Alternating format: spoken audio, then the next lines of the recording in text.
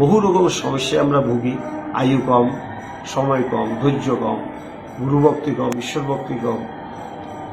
আমরা কোনো শাস্ত্র পাঠ করি না, বিশেষ করে সনাতন জাতিরা কোনো শাস্ত্র পাঠ করি না। এমন ছোট্ট গীতাটা পড়ি না, যেটা পৃথিবীর শ্রেষ্ঠ একটা ধর্মগ্রন্থ, এটাই আমরা পড়ি না।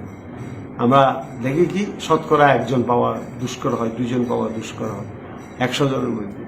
বড় দুর্ভাগ্য আমাদের, পৃথিবীর শ্রেষ্ঠ ধর্মগ্রন্থটা আমরা পড়ি না, এবং এটাতে কি আছে, ভগবান কি দিয়েছেন।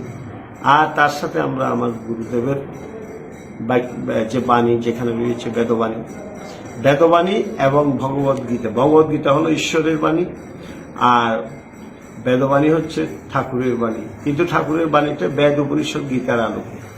তাই আমরা তাদেরকে কিভাবে তার জীবনটা এই ইহকাল এবং পরকালকে সুন্দর করবে, সেই মানব জীবনটা কিভাবে গঠন করতে হবে, গীতার মধ্যে এভরিথিং আছে, সমস্ত বস্তু আছে। যদি আমরা তা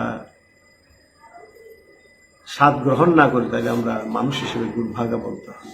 এই কথাগুলি বলবো, আর তাদের জীবনটা যেন সুন্দর হয়, সার্থক হয়, চেষ্টা করি।